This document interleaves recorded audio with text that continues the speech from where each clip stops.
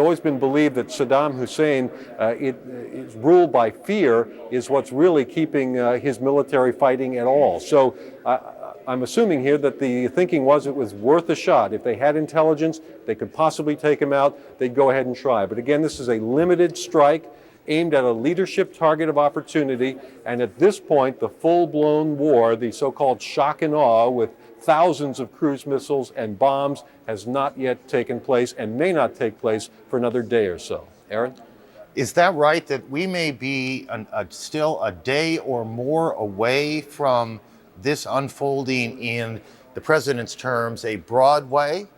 Well, think about it, because first of all, you need to find out the success of this mission. If it turns out that Saddam Hussein is dead or he doesn't appear anywhere, that could completely change how this war would unfold. It could turn it into a peaceful intervention. It could certainly break the back of the will of the Iraqi army to fight. So the key point now for the next 24 hours is to figure out what happened. General Wesley Clark, the former Supreme NATO commander, does it resonate, forgive me for that word, does it resonate to you at all that having now made this attack, having the President of the United States gone on to indicate that this is on, that we still may be 24, 48 hours or so away from the shock and awe, as Pentagon planners have described it, of this war? Aaron, I think it's entirely possible that could be the case. Again, of course, none of us have seen the operations plan. We really don't know what's going to happen, but I think it's entirely possible, and I'll tell you why. Because we're in the phase now where we're flying and we've got reconnaissance and we're striking around Baghdad. One of the things we learned in Operation Allied Force in Kosovo was that you have to be over the target. You have to try to elicit the responses from the target. You want his radars on, his communications on. You want to pick up that. So a day or two of juking and feinting and going in and out and putting the pressure on pays psychological dividends. It gives more opportunity for reconnaissance. On the other hand, it could be that this is a pause. Maybe it's a 4-hour pause. Maybe it's 6 hours. Maybe something's already happening somewhere else that we're just not seeing on the television. I'm sorry, General Clark, does the United States military have so little fear of the Iraqi military that they would launch this attack and then allow 4 hours, 8 hours, 24 hours, 48 hours for the other side to marshal its forces? Well, I think that that in this case would be a risk you could handle. And let me explain that. Because we've got continuous visibility over much of Iraq. We've got scouts forward, we've got special operations forward, we've got satellites, we've got aircraft, we've got moving target indicators off those aircraft. So when the Iraqis start to move their forces, we're going to see them. And they're moving from one position where they're vulnerable into another position where they're vulnerable. There's a risk as you delay that if he has these chemical weapons and biological weapons and he's got missiles, there is a risk that he would strike our forces in the staging areas. But on the other hand, our forces have apparently moved from their locations. And even though Kuwait looks small on a map, it's big when you compare it to the radius of destruction of something launched from a missile. So we've moved to new locations to reduce our vulnerability, perhaps. So it's not inconceivable that we could wait here. Is it likely that there are American and British units in the deserts of Kuwait who do not yet know what has happened so far tonight? I think that is possible. I don't think that the troops down at the platoon and company level would necessarily be told there's a decapitating strike. On the other hand, some of them may be in the headquarters plugged in and watching CNN. We always did. Watch the television broadcast, CNN included, when we were there in Kosovo and in Albania and so forth, because it is a source of up-to-the-minute news. So they may have known it that way, and it may be put out on the command net. But in general, the lower you are, the less you tend to know, and the more you're focused on exactly what your mission is ahead. These troops have got a lot on their minds. General Clark, stay with us here as we go. This all began about an hour ago It began to us with a report from Nick Robertson, who's on the phone with us from Baghdad. Nick has been in Baghdad reporting for some time, and he reported anti-aircraft fire, which we now know was the beginning of a cruise missile attack, or the defense against a cruise missile attack. Not much of a defense that. Nick is still on the phone. Nick? Yes, Aaron. Hearing some more anti-aircraft gunfire firing off, not coming from the center of the city, but distinct, perhaps coming from just a couple of miles away. As you reported earlier, there is a little bit of traffic on the road. Some of it is military traffic. They don't look like military vehicles, but they are, in fact, military vehicles moving around the city. But the anti-aircraft gunfire at this time, it seems to be sporadic. It seems to fire at a perceived target. It is a target that we can't see or locate, and it's a target that we cannot hear at this time. The anti-aircraft gunfire appears to be coming from many different areas, but difficult to say exactly where, but areas that are several miles away from where we are, Aaron. Okay, Nick, thank you. It says war with Iraq apparently has begun. The president made it pretty clear that the early stages of the war, what he described as the mission to disarm Iraq, is underway. He described these early efforts as selected military targets to undermine the Iraqis' ability to counter the coalition forces which have massed on the Kuwaiti border and elsewhere at sea, and of course in the skies. It is, again, this all began about an hour ago. I know you guys are trying to talk to me. Go ahead. Got it. Jamie McIntyre, thank you, is at the Pentagon. Jamie? Well, Aaron, you already mentioned this because the president mentioned it. He said targets, selected targets of military importance was the president's words.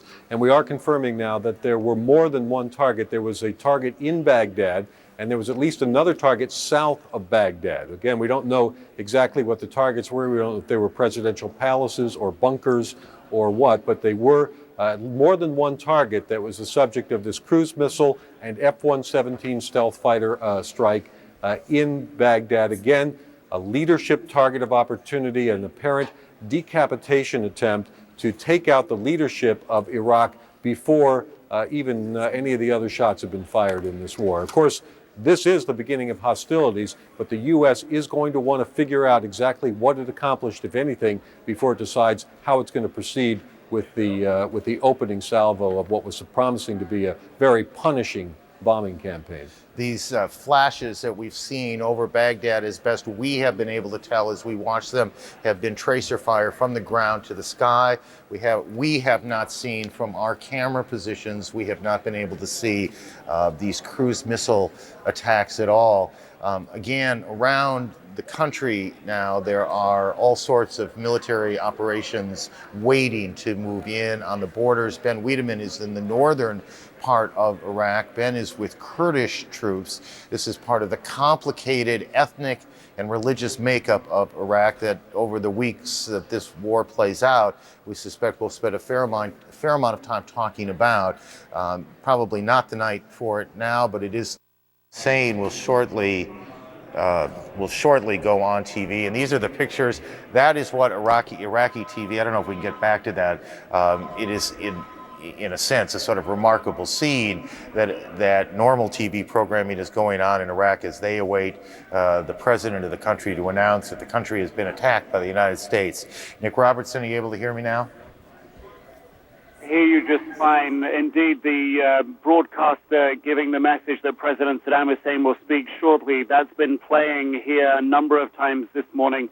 For about the last 40 minutes, that same message is being played out and broadcast to Iraqis here that their leader will broadcast a message to them soon.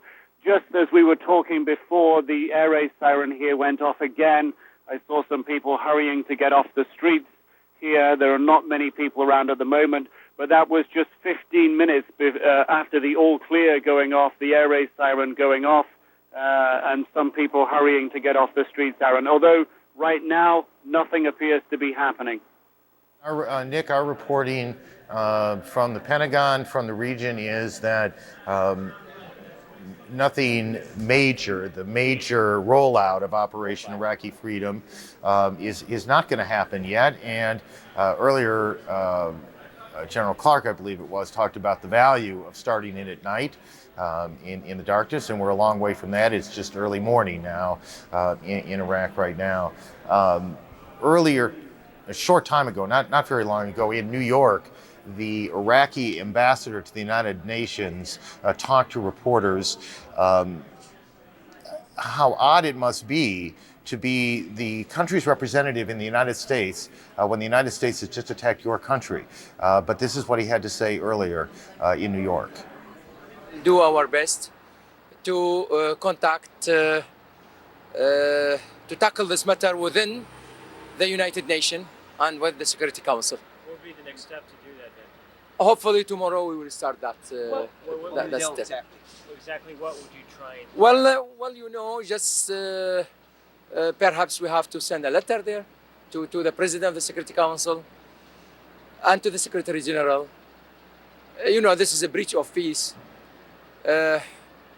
So we have to ask them to, otherwise we can do nothing new. Me, myself, I can do nothing. I have just to tell the international community that the war is started, this is against the charter, and this is the violation of international law. Mohammed Al-Douri, there is an element to this, as there is in diplomatic matters, of almost scripting. It was clear, it's been clear for days, that as soon as the Americans began the attack, that the next day the Iraqis would go to the United Nations to protest that, to demand the Security Council take action on that.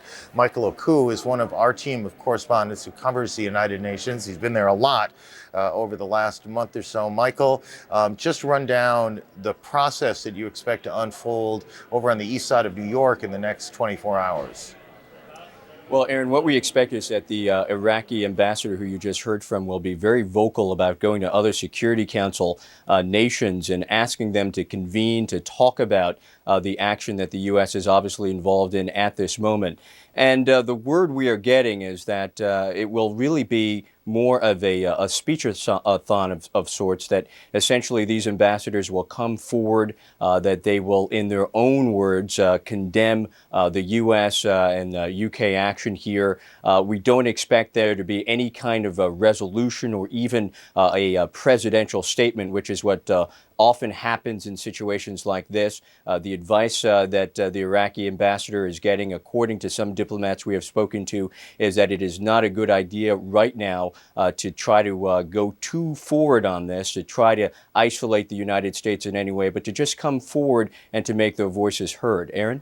And just finish the thought, Michael. The reason that he is being given that advice is that there is not that much support for the Iraqi position?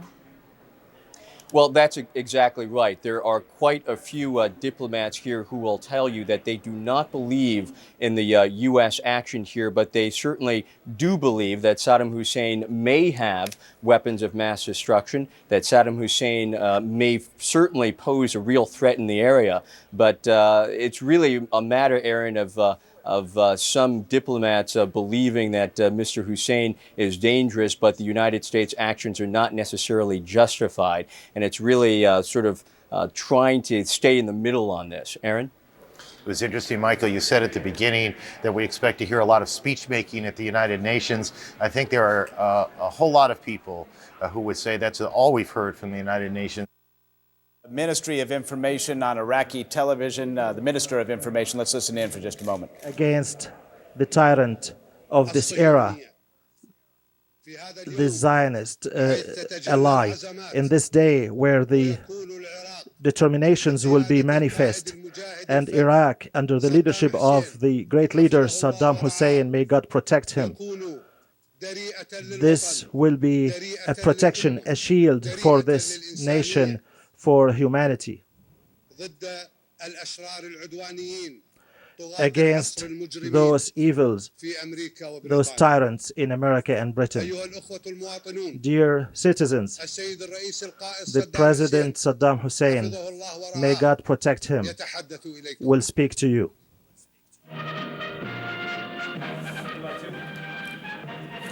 All All right, that was Mohammed al-Sahad, who is the Minister of Information, speaking on Iraqi television.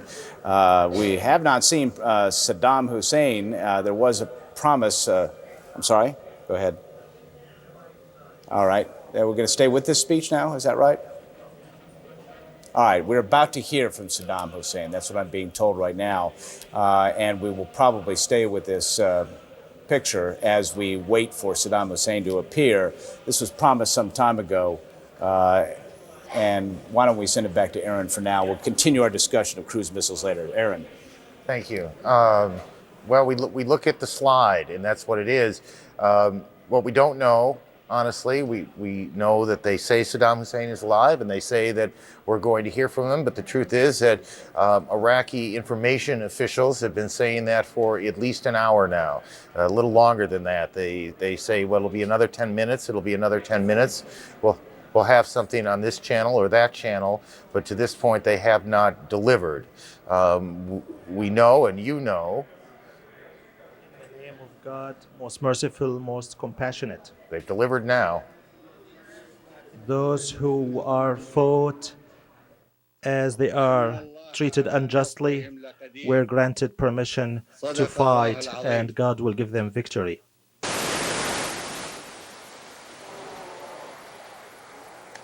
Well, we have the beginning of the signal, but we lost it there. As you can see, that's Iraqi TV. I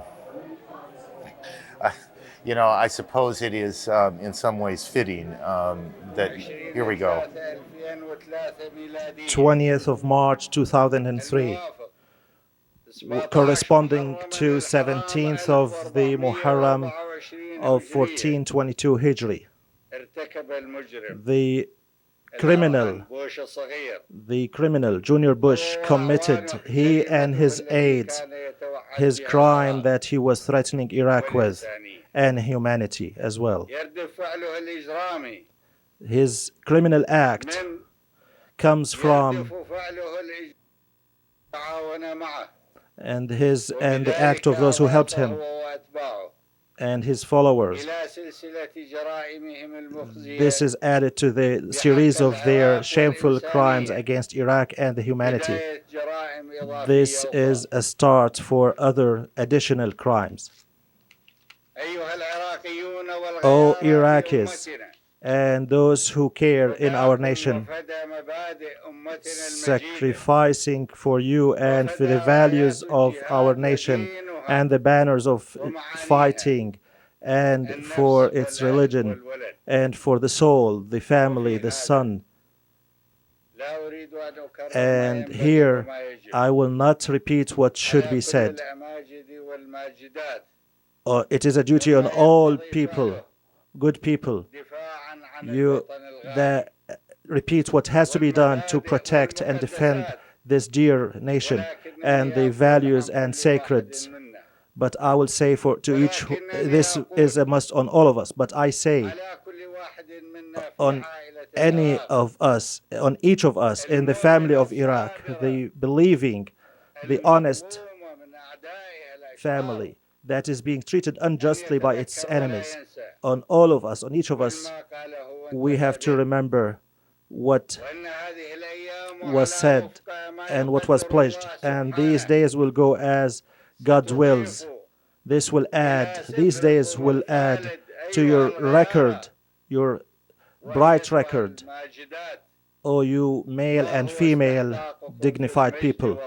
This is your share of dignity and victory and everything that will raise the status before God and will let infidels down, the enemies of humanity and God, and that you will be victorious, O Iraqis. And with you are victorious will be with you are the people of the sons of your nation, and you are victorious with the will of God, and your enemies will be in humiliation and defeat, God willing.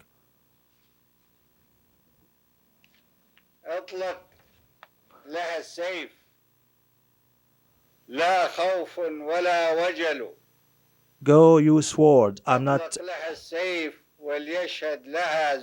Draw your sword, and I'm not afraid. Draw your sword.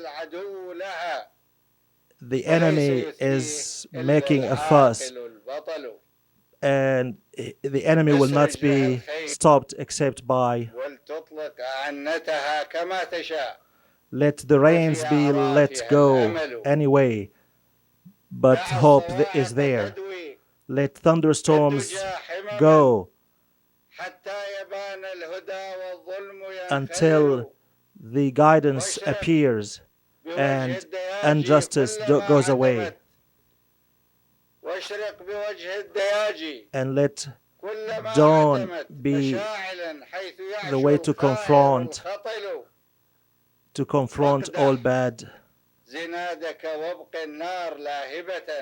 and pull your trigger and keep the fire on.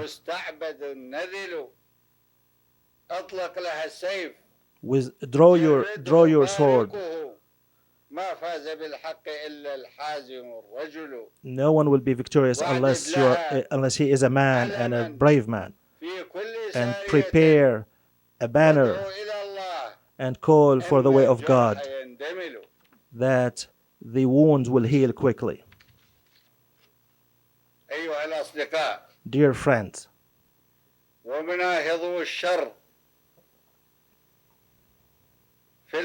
those who call for evil in the world,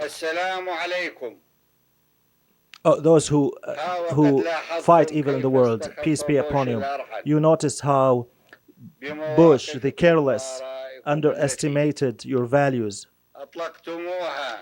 that you declared against the war, and your honest call for peace.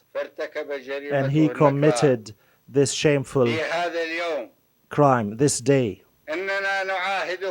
We pledge in our name and in the name of the command and leadership and the name of the people, the fighting people and its heroic army, in its history and record of civilization. We pledge that we will confront the invaders and we will get them to, God willing, to the limit where they will lose their patience and they will lose any hope in accomplishing what they were driven to by the Zionist, the criminal Zionist, and those who have agendas. They will go to the lowest levels and they will be defeated, a defeat that we hope for them after they went far in injustice and evil. We love peace and we are working towards this peace. Iraq will be victorious, will win. And with Iraq, our nation and humanity will win. And evil will suffer from what makes it incapable of doing any evil or crime at a level similar to the American Zionist alliance against nations. And at the forefront is our dignified nation, Arab nation. God is great. God is great.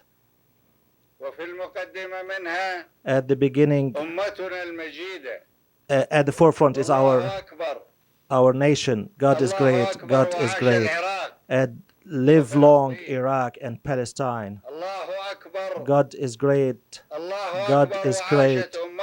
And our Arab nation, dignified nation, let that nation live. And the human brotherhood, let it live with those who love peace and security and the rights of people in freedom according to justice and equality. God is great, and let the losers lose. Let Iraq live. Long live jihad and long live Palestine. Iraqi President Saddam Hussein, in a speech to his countrymen, what must they think? Saddam Hussein in military garb tonight. Normally we see him in civilian clothes, but the last couple of times we've seen him, he has been in his military uniform. He was He referred to President Bush as Little Bush. I actually heard it as Junior Bush, but in any case, he wasn't paying the President of the United States a compliment, and described this as a crime against Iraq and a crime against humanity. It is the duty of all good people to protect our dear nation. He said, "I am not afraid." And then, and this is important, 3 different times as I heard it, he referred to Zionists, the American Zionist Alliance. He said, "Long live Palestine." It is certainly the Iraqi president's hope that the Arab world will see this in the context of the long and difficult dispute between the Palestinians and the Israelis. That in Arab capitals, that Islamic citizens will rise up in some way, shape, or form, and that will protect or deflect some of what is about to come visited upon Iraq. And so we heard it at least 3 times. This notion that this is an American Zionist, read that, Israeli alliance. The question, I suppose, Nick Robertson, or one question, Nick, is whether in fact that was Saddam Hussein. He is a man we know with a number of lookalikes or doubles.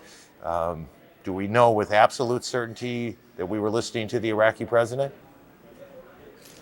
It would certainly seem at this time that every intention was given to convey that this was the real President Saddam Hussein. He is known to have a number of doubles, and perhaps analyzing that carefully would be difficult because of the large glasses, the beret, and the fact that his collar was pulled up quite highly. It would take a very sophisticated set of analysis, I think, of pictures of him to make a determination.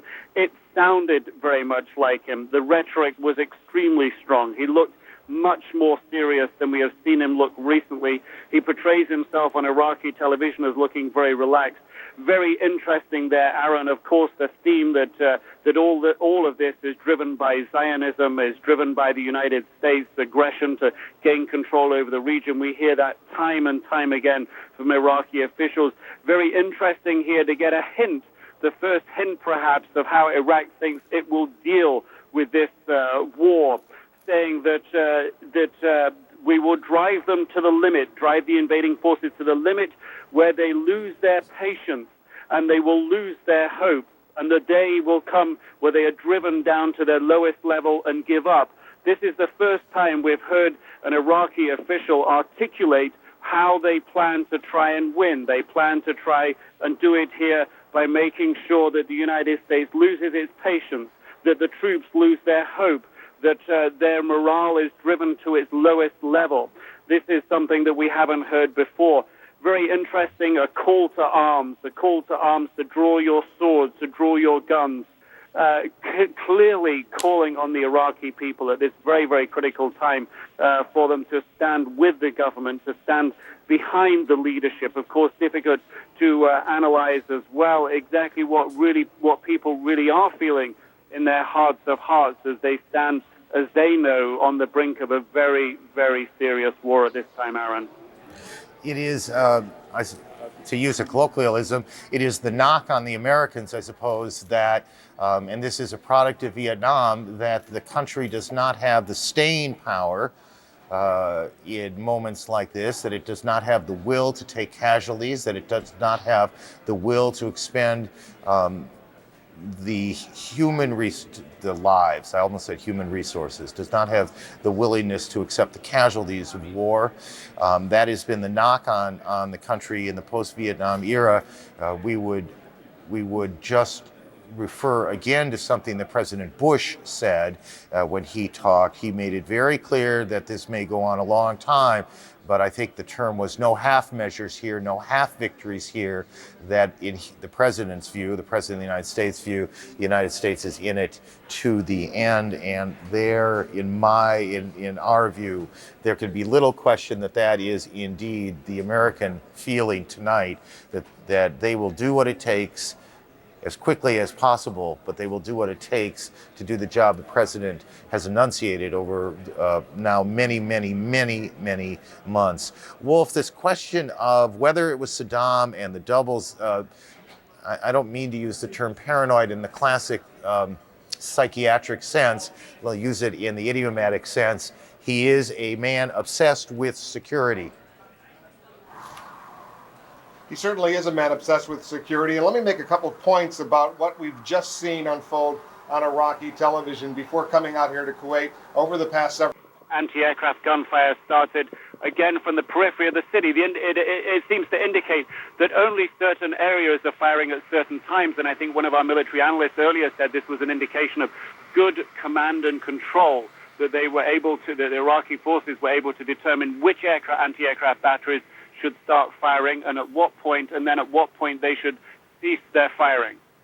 You told us about some of the precautions you take as you're on duty there, one of the few remaining reporters in Baghdad. When Iraqi citizens hear these sirens go off, what is your understanding of what they are supposed to do? Well, we do know that some Iraqi citizens have been trying to take shelter in shelters. 2 citizens in hospital today said that they were injured when they were running to try and get to a shelter earlier in the day. Many people are now, I hear anti-aircraft gunfire erupting over the city. I see the bright lights of anti-aircraft gun positions lighting up. Perhaps if we listen, we can hear the anti-aircraft gunfire now. We can see it and we can hear it, Nick. Beginning to illuminate the sky, trace of fire.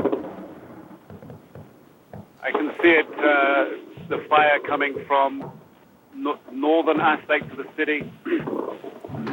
I can see it coming from western aspects of the city, 3 or 4 kilometers away, 2 or 3 miles. I see to the southwest of the city anti-aircraft gunfire 1, 2, 3, 4, 5, 6, 7, 8. At least coming up from at least 8 or 9 or 10 different locations. Heavy anti-aircraft gunfire. At this time, not witnessing any detonations in the city, as far as we can see at this time. But that heavy anti-aircraft gunfire, as we witnessed this morning, beginning to pick up at this time. You said you haven't witnessed any detonations, but one of the first things you described hearing was sort of this little low, dull thump, which could have been what? That's correct. After the air raid siren, about 10 or 12 minutes after the air raid siren, there was what sounded to be a detonation coming from the southern side of the city. We weren't able to see where that was, and we didn't see a flash or a plume of smoke erupting. The anti-aircraft gunfire now, though, coming from many points around the city. I can see anti-aircraft tracer rounds illuminating the sky, some flying horizontally, some flying at trajectories of 45 degrees, 60 degrees, some paths of the anti-aircraft tracers crisscrossing in the sky, orange flashes, red tracer rounds flying through the air, maybe 50, 100 feet apart, multiple flashes. I hear a heavier gun picking up in the city, but still at this time, we're not witnessing, we're not able to see from our position here any detonations. Tracer rounds erupting from the periphery of the city as well. That, of course, with the exception of the first, it would appear to be the sound of a detonation happening. Nick, I'm just going to describe once again what Pentagon officials think might have happened last night. There is a concern that the Iraqis had actually set off some anti-aircraft fire even before those U.S. F-117 Nighthawk stealth planes arrived to drop bunker busters. Once again, we're with the picture. Tell us what you're hearing, what you're seeing right now. Well, the majority of the anti-aircraft gunfire, and I think I can see it coming up from 1, 2, 3, 4 maybe locations to the west of the city. But at this time, that missile strike earlier today. Nick, if you could just back up for us and describe what you've seen over the last hour or so there in Baghdad. Judy, it began with the warning anti-aircraft siren. Then 12, perhaps 15 minutes later, we heard a detonation towards the south of the city. Then began to see anti-aircraft gunfire erupting, perhaps within about 20 or 25 minutes of the air raid warning going off. That's when there were the heavy detonations, the impact in the center of Baghdad here. And since then, the buildings, at least one of the buildings that was affected, continuing to burn quite intensively at this particular moment, and smoke rising into the air from that building. The other buildings that appear to have been hit, we don't see smoke rising from those areas at this particular time, Judy. All right, Nick Robertson continuing to report for us live from Baghdad. He is our eyes and ears there right now as we are riveted by these pictures coming in from Baghdad, where it is getting well on into the evening. Back to my colleague Wolf Blitzer in Kuwait. Wolf, I know and I assume the U.S. military is looking at these pictures every bit as anxiously as we are. These are confirmation, these are live pictures for the U.S. military confirming that their bombs have indeed hit certain targets. They can see CNN just as readily as all of us can, and it's always impressive to me. I remember from the first Gulf War, many Pentagon officials saying to me at the time, we knew we hit the targets, they said, once we saw those pictures live on CNN, and we're seeing these buildings now on fire, buildings that have been bombed by U.S. Either Tomahawk cruise missiles, or those are the unmanned missiles, or by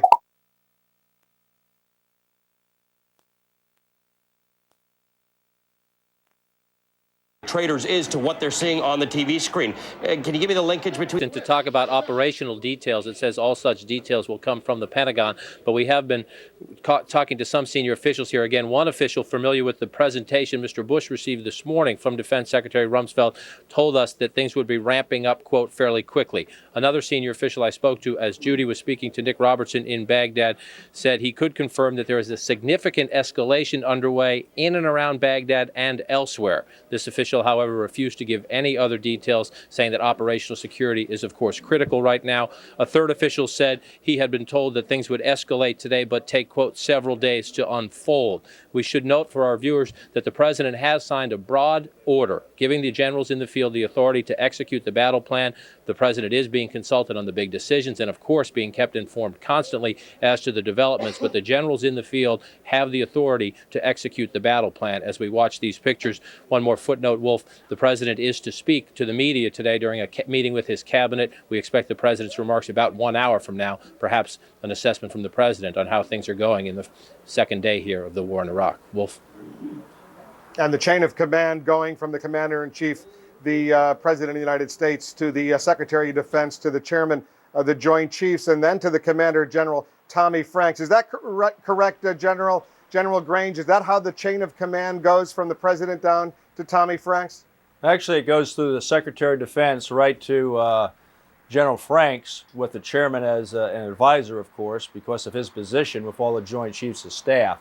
But I think what's very pleasant to hear is this, in fact, that once the okay was given, if the conduct of the campaign, the operational campaign in that theater is being conducted by General Franks, reporting certain critical items through his chain of command, but fighting the war as he's been trained and his subordinates been trained to do, that's a wonderful thing to hear for any military personnel in a theater.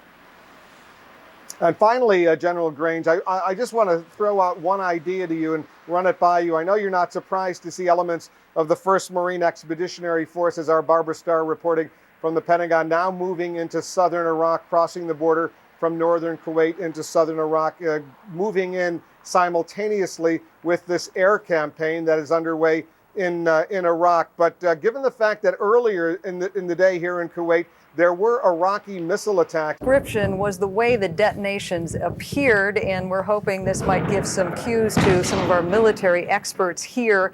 He described the detonations appearing at the base of the building, and as I understand it, that could indicate a combination of cruise missiles and JDAMs in a coordinated strike. Miles O'Brien is our man to do some of this analysis right now, and he will be joined by two men. Of a company called Digital Globe, which offers us great satellite images. We're going to zoom in and give you sort of the lay of the land, if you will, with the help of General Wesley Clark and General Don Shepard. First of all, this big wide shot of Iraq, let's zoom in on Baghdad proper, city of 4 or 5 million. While we're doing that, let's talk to the generals. General Clark, first of all, any surprises so far as targeting based on what you've seen? No, we've been told this is going to be regime level targeting, and so they're going after areas that are central to the government, probably have bunkers underneath them, command and control sites, places where the key leaders in the government are hiding. This is standard based on the doctrine that's been set up and the objectives of the campaign as we know it. But of course, Miles, the thing is we really don't know what's happening outside that little portion of Baghdad that's being reported. All right, let me just show you. I put some numbers on the screen here. Unfortunately, you can't see the number 3. If you could take away that Strike on Iraq banner for just a moment, I'll tell you what we've got. This is Nick Robertson right here in this hotel. He's got a field of view of about like this, let's say. Over here is that building he was referring to where Tariq Aziz is known to have an office. It is clearly in flames. Over here is the palace of all palaces, the mother of all palaces, if you will. Among Saddam's 50 palaces, it is perhaps the most important one, if you will. Now let's move in and go to this Council of Ministers building, which is another location where Tariq Aziz and the ministers obviously convene. It's hard for Nick to get a good view on that one, so we're not certain exactly what's going on there. General Shepard, why these targets?